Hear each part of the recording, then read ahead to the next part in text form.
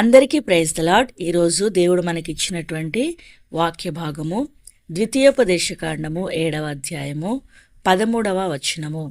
ఆయన నిన్ను ప్రేమించి ఆశీర్వదించి అభివృద్ధి చేసి నీకిచ్చెదనని నీ పితరులతో ప్రమాణం చేసిన దేశంలో నీ గర్భఫలమును, నీ భూఫలమైన నీ సస్యమును, నీ ద్రాక్షారసమును, నీ నూనెను, నీ పశువుల మందలను, నీ గొర్రెల మందలను, మేకల మందలను దీవించును. దేవుడు ఈ దినమున మనల్ని ప్రేమిస్తూ ఉన్నాడని, మనల్ని ఆశీర్వదిస్తూ ఉన్నాడని, మనల్ని అభివృద్ధి చేయబోతున్నాడని, తర్వాత మనల్ని ఈ యొక్క భూ సంబంధంగా దీవింపబోతూ ఉన్నాడనేటువంటి విషయాన్ని దేవుడు మనకు తెలియజేస్తూ ఉంటున్నాడు. అయితే ఈ యొక్క ఆశీర్వాదం, దేవుని చేత మనం ప్రేమింపబడటం, దేవుడు మనల్ని అభివృద్ధిలోనికి తీసుకుని రావటం, దేవుడు ఈ యొక్క భూ సంబంధమైనటువంటి భౌతికమైనటువంటి యొక్క ఆశీర్వాదాన్ని మనం పొందాలి అంటే పైన మనకి ఇవ్వబడినటువంటి మాటలను మనము నెరవేర్చవలసినటువంటి వారంగా ఉంటున్నాం. చూసినట్లయితే పైన 12వ వచనంలో, మీరు ఈ విధులను విని వాటిని అనుసరించి నడుచుకొని ఎడల నీ దేవుడైన యెహోవా తాను నీ పితరులతో ప్రమాణం చేసిన నిబంధనను నెరవేర్చి నీకు కృపచూపును. ఇక్కడ దేవుని యొక్క న్యాయ విధులను మనము అనుసరించి నడుచుకోవాలని దేవుని యొక్క వాక్యంలో దేవుడు మనకు తెలియజేశాడు. అలాగున దేవుడు మనకిచ్చినటువంటి న్యాయ విధులను మనము అనుసరించి నడుచుకున్నట్లయితే మన జీవితంలో మనము దేవుడు ఇచ్చేటువంటి ఆ యొక్క ఆశీర్వాదాన్ని, అభివృద్ధిని, దీవెనను పొందేటువంటి వారంగా ఉంటామని దేవుడు మనకు తెలియజేస్తూ ఉంటున్నాడు. తర్వాత ఇంకా 11వ వచనంలో మనం చూసినట్లయితే, కాబట్టి నేడు నేను నీకు ఆజ్ఞాపించు ధర్మము అనగా విధులను, కట్టడలను మీరు అనుసరించి నడుచుకునవలెను. మనము దేవుని యొక్క వాక్యంలో చూసినట్లయితే నిర్గమాకాండం 21వ అధ్యాయము, 22వ అధ్యాయము, 23వ అధ్యాయము, ఈ యొక్క అధ్యాయాలన్నిటిలో కూడా దేవుని యొక్క న్యాయ విధులు ఏవో దేవుడు మోషే ద్వారా ఇజ్రాయేల్ ప్రజలకు తెలియజేస్తూ వచ్చాడు. దేవుడు తెలియజేసినటువంటి ఆ యొక్క న్యాయ విధులను వారు నెరవేర్చవలసినటువంటి వారై, దాని ప్రకారము నడుచుకునవలసినటువంటి వారై ఉంటున్నారు. అలాగున నేను చెప్పేటువంటి యొక్క న్యాయ విధులను నీవు నడుచుకున్నట్లయితే, నా యొక్క ఆజ్ఞల ప్రకారం నీవు నడిచినట్లయితే తప్పకుండా నేను నిన్ను ప్రేమించేటువంటి వాడుగా ఉంటాను, నిన్ను ఆశీర్వదించేటువంటి వాడుగా ఉంటాను, నిన్ను అభివృద్ధి చేసేటువంటి వాడుగా ఉంటానని దేవుడు మనకు తెలియజేస్తూ ఉంటున్నాడు. అయితే మన జీవితంలో మనము ఈ యొక్క ఆజ్ఞలను, కట్టడలను, న్యాయ విధులను, అంటే ఏది న్యాయమో ఆ న్యాయం ప్రకారం మనము వెళ్ళాలి. మన జీవితంలో అన్యాయమైనటువంటి తీర్పును తీర్చుకుంటూ మనం ఏదైతే అనుకుంటామో అదే న్యాయం అనుకుంటే అది చాలా తప్పనమాట. దైవ దృష్టికి న్యాయమేది, దైవ దృష్టికి అన్యాయమేది, మన యొక్క మనస్సాక్షి దేని విషయమై మనల్ని గద్దిస్తుంది, మన మనస్సాక్షిలో దేని విషయమై నెమ్మది లేకుండా వాతవేయబడినటువంటి మనస్సాక్షి కలిగినటువంటి వారమై అన్యాయపు తీర్పును మన యొక్క జీవితంలో తీరుస్తూ ఉన్నట్లయితే, అన్యాయపు జీవితమును మనము జీవిస్తూ ఉన్నట్లయితే, దేవుడు ఇచ్చినటువంటి ఆ యొక్క న్యాయ విధులను మనము గ్రహించలేక మన ఇష్టానుసారంగా మనము ముందుకు వెళుతూ ఉన్నట్లయితే, మన జీవితంలో మనము దేవుని యొక్క విధులను బట్టి, దేవుని యొక్క ఆజ్ఞలను బట్టి మనము నడుచుకునేటువంటి వారంగా లేము అనేటువంటి విషయాన్ని దేవుడు మనకు తెలియజేస్తూ ఉంటున్నాడు. అలాగుండా నిన్ను దేవుడు ఎలా ప్రేమించగలుగుతాడు, నీ జీవితంలో ఎలాగూ అభివృద్ధిని తీసుకొని రాగలుగుతాడు. అలాగునా దేవుని యొక్క న్యాయ విధులను నీవు గ్రహించలేక, అసలు న్యాయ విధులంటేనే తెలియని పరిస్థితిలో మనం ఉన్నట్లయితే దేవుడు మనల్ని ఎలాగూ దీవించడానికి మనము అర్హులమవుతాము. గ్రహించినటువంటి వారమై దేవుడిచ్చినటువంటి న్యాయ విధులు 21వ అధ్యాయము, 22వ అధ్యాయం, 23వ అధ్యాయంలో దేవుడిచ్చిన అనేకమైనటువంటి న్యాయ విధులు అక్కడ కనబడుతూ ఉన్నాయి. పేదవారి విషయంలో మనం వడ్డీ తీసుకోకూడదని, దాసుని విషయంలో 6 సంవత్సరాలు అయిన తర్వాత 7వ సంవత్సరం ఆయనకి ఆ విడుదల కలిగించాలని, తర్వాత పరదేశుల ఎడల మనము ఎలా దయ కలిగి ఉండాలి అనేటువంటి విషయాలన్నీ కూడా దేవుడు అక్కడ రాయించి ఉంచాడనమాట. అక్కడ రాయబడినటువంటి విషయాలన్నీ మనం చదివినప్పుడు దేవుడు ఏది న్యాయం ఏది అన్యాయం అనేది మనకు తెలియజేస్తాడు. అయితే అక్కడ దేవుడు వారికి ఇచ్చినటువంటి న్యాయ విధులు ఆ విధంగా ఇజ్రాయెల్ ప్రజలు అనుసరిస్తూ వచ్చారు. అయితే మనకి ఇవ్వబడినటువంటి న్యాయ విధులు ఏంటివి? దేవుడు మనకి ఏమైనా న్యాయ విధులు ఇచ్చాడా? మన యొక్క మనస్సాక్షికి కల్మషం లేకుండా మనం జీవిస్తూ మనం చేసేటువంటి ప్రతి తప్పును దేవుడు ఎత్తి చూపినప్పుడు మనం సరి చేసుకుంటూ అది అన్యాయమని తెలిసినా కూడా దానిలో మనము ముందుకు కొనసాగకుండా దేవుడిచ్చినటువంటి విధిని బట్టి మనము ముందుకు కొనసాగవలసినటువంటి వారంగా ఉంటూ ఉన్నామన్నమాట. దేవుడిచ్చినటువంటి విధులను బట్టి మనము కొనసాగవలసినటువంటి వారంగా ఉంటూ ఉన్నాం. అయితే దేవుడు పాత నిబంధనలో మనకు కనబడుతున్నటువంటి ఒక భక్తుణ్ణి క్రొత్త నిబంధనలో కూడా అతని పేరు రాయించాడు. తర్వాత దేవుడు అతన్ని ప్రేమిస్తూ ఉన్నాడు అనేటువంటి విషయాన్ని దేవుడు మనకు దేవుని యొక్క వాక్యంలో రాయించి ఉంటూ ఉన్నాడు. దేవుడు ఎవరిని ప్రేమించాడు, ఎవరిని అభివృద్ధి చేశాడు, ఎవరిని ఆశీర్వదించాడు, ఎవరిని యొక్క భౌతికంగా దీవిస్తూ వచ్చాడు అనేటువంటిది మనం చూసినట్లయితే దేవుని యొక్క వాక్యంలో యాకోబు అనేటువంటి వ్యక్తిని దేవుడు ప్రేమించినట్లుగా దేవుని యొక్క వాక్యంలో దేవుడు రాయించి ఉంచాడు. చూసినట్లయితే రోమీలకు రాసిన పత్రిక 9వ అధ్యాయంలో ఆ యొక్క మాటను మనం అక్కడ గమనించవచ్చు. రోమీలకు రాసిన పత్రిక 9వ అధ్యాయము 13వ వచనంలో, ఇందును గూర్చి నేను యాకోబును ప్రేమించి తిని ఏశావును ద్వేషించి తిని. ఇక్కడ దేవుడు యాకోబును ప్రేమించినట్లుగా దేవుడు తెలియజేస్తూ ఉంటున్నాడు. యాకోబు మోసగాడు. యాకోబు తన యొక్క జీవితంలో వంకరతనం కలిగినటువంటి వాడుగా ఉంటూ ఉన్నాడు.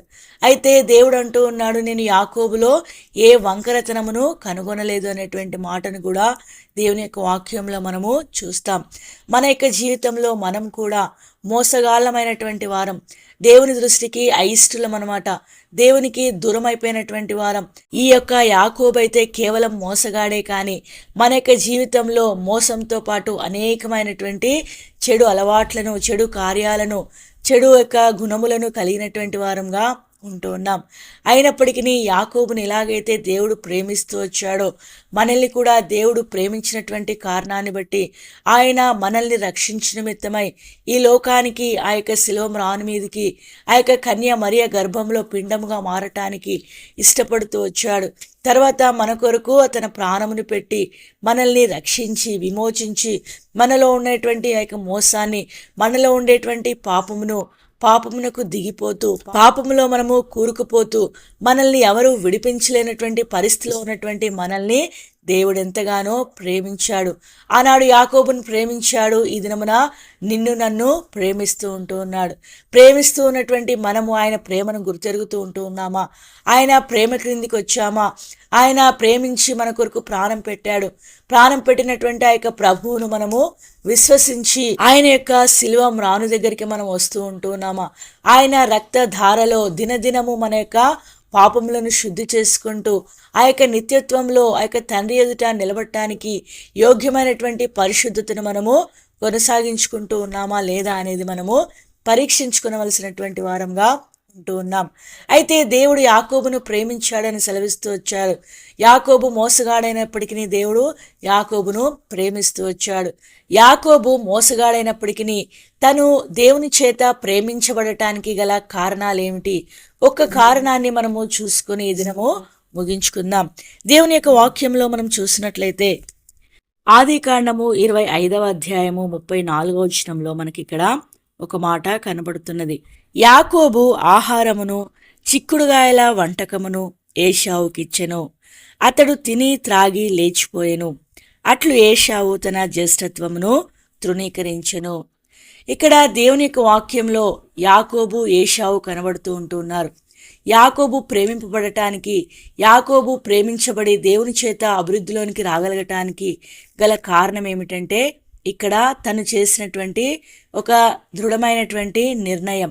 అయితే ఇక్కడ ఏశావు కూడా ద్వేషించబడటానికి కారణం కూడా ఇక్కడ తను చేసినటువంటి ఈ యొక్క నిర్ణయం అన్నమాట. చూసినట్లయితే యాకోబు ఆహారంను చిక్కుడుగాయలు, ఇక్కడ ఈ భూ సంబంధమైనటువంటి వాటిని యాకోబు ప్రేమించినటువంటి వాడుగా లేడనమాట. ఈ యొక్క జ్యేష్ఠత్వం అనేది దేవుడిచ్చేది. ఈ యొక్క జ్యేష్ఠత్వాన్ని ఏశావు తృణీకరించినట్లుగా దేవుని యొక్క వాక్యంలో మనము చూస్తూ ఉన్నాం. అంటే ఈ యొక్క భూ సంబంధమైన వాటి మీద మనస్సు ఉంచినటువంటి వాడుగా ఏశావు కనబడుతూ ఉంటున్నాడు.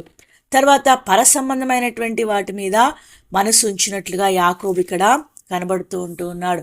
యాకోబు తన యొక్క జీవితంలో ఈ భూ సంబంధమైనటువంటి వాటిని తృణీకరించి పర సంబంధమైనటువంటి ఆ యొక్క జ్యేష్ఠత్వం నిమిత్తమై తను కష్టపడి చేసినటువంటి ఆ యొక్క వంటకమును తన యొక్క అన్నకి ఇవ్వటానికి ఇష్టపడుతూ వచ్చాడు. ఆ యొక్క పర సంబంధమైనటువంటి వాటి కొరకై భూ సంబంధమైనటువంటి కష్టాన్ని తను కోల్పోతూ వచ్చాడనమాట. అందుకే యాకోబు ప్రేమించబడుతూ వచ్చాడు.